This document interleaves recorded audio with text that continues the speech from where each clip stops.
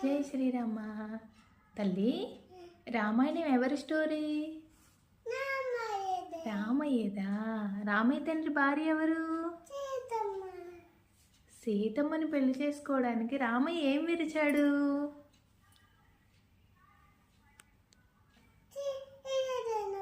శివధనస్సు విరిచాడా? రామయ్య తండ్రి సీతమ్మని పెళ్లి చేసుకున్నాక ఎత్తుకుపోయిన బూచెవరు? రావణ. రావణ సీతమ్మని ఎక్కడ పెట్టాడు? లంకలో పెట్టాడా? లంకలో ఎక్కడ పెట్టాడు చెప్పు.